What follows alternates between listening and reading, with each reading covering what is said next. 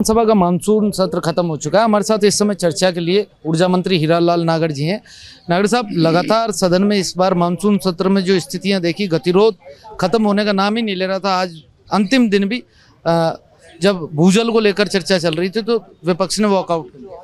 देखिए, जब ऐसे महत्वपूर्ण हमारे विधेयक होते हैं जिन पर सदन में सदस्यों को अपनी बात रखने का अवसर मिलता है, प्रतिपक्ष ने इनको अपने विश्वास के साथ चुन करके और जनता की जो समस्याएं उनको उठाने के लिए सदन में भेजा है, न कि यहाँ पर तरह तरह के वेश धारण करके और हमें कोई बाजीगरी नौटंकी करने के लिए भेजा हो। यहाँ हमें अपनी मर्यादाओं में रहते हुए अपनी बात को, अगर आपकी कोई समस्या है, आपकी कोई बात है, आपका कोई मुद्दा है, प्रतिपक्ष की कोई समस्या है, तो उसको एक शालीनता के साथ सदन में उठाना चाहिए, जिससे कि वो जनता देखे कि हमारी जनता से जुड़ी हुई कोई समस्या सदन में उठाई है। लेकिन हम लगातार इस सदन में सदस्यों ने, प्रतिपक्ष ने, कभी कोई झुगा पहन के आते हैं, कभी कोई टोपी पहन के आते हैं, कभी कोई अलग से सॉन्ग कर रचा के आते हैं।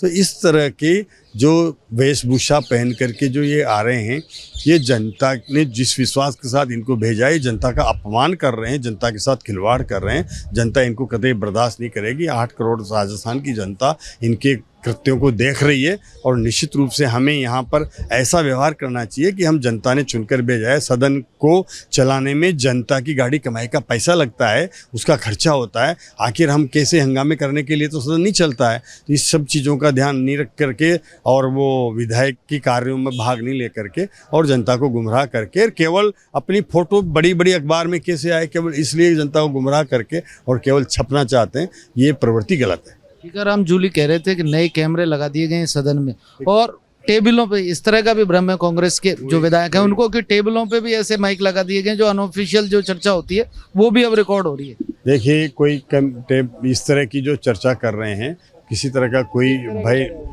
डर क्यों है उनको? वो सदन में बैठे हैं जी। सदन में ऐसी कौन सी ये गुप्त बातें कर रहे हैं, ऐसी कौन सी बात कर रहे हैं जिससे कि उनको डर लगे?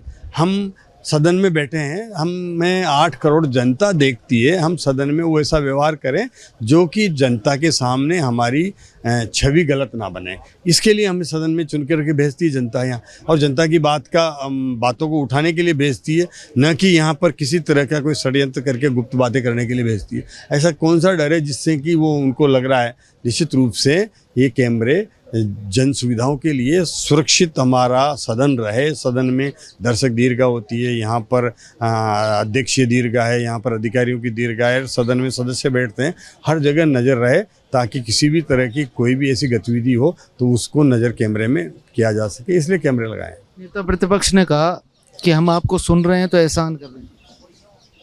देखिए, सदन में जो भी कोई, चाहे नेता प्रतिपक्ष बोले, चाहे मुख्यमंत्री जी सदन के नेता बोलें, अध्यक्ष जी ने ये कहा है कि जब भी ये दोनों बोलते हैं, एक महत्वपूर्ण होते हैं, दोनों पक्ष और प्रतिपक्ष के नेता हैं, इनको बोलते समय सभी सदस्यों को उपस्थित भी रहना चाहिए और इनके बोलने को गंभीरता से लेना चाहिए, किसी तरह का व्यवधान नहीं होना चाहिए।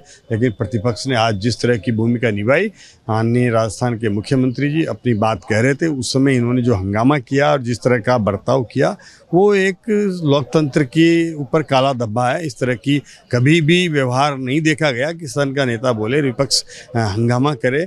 इस तरह के हंगामे करेंगे तो फिर प्रतिपक्ष नेता को बोलने नहीं देगा सत्ता पक्ष, तब फिर क्या होगा? तो निश्चित रूप से इस तरह के कृत्य नहीं करने चाहिए। सदन में हमने अपना व्यवहार ऐसा करना चाहिए जो जनता में हमारे आचरण को सही दिखाए। अंतिम सवाल, धर्मांतरण को लेकर टीकाराम जूली आज यहाँ बोले कि बीजेपी धर्मांतरण को लेकर ढोंग कर रही है। अगर इस तरह का कोई बिल लाना है तो केंद्र में क्यों नहीं ऐसा कानून लाते जो पूरे देश में लागू? देखिए, हर राज्यों की अलग अलग परिस्थितियां हैं, अलग अलग हमारी कोई भौगोलिक स्थितियां हैं, और धर्मांतरण कानून जो है वो हमारा राजस्थान के हमारे जो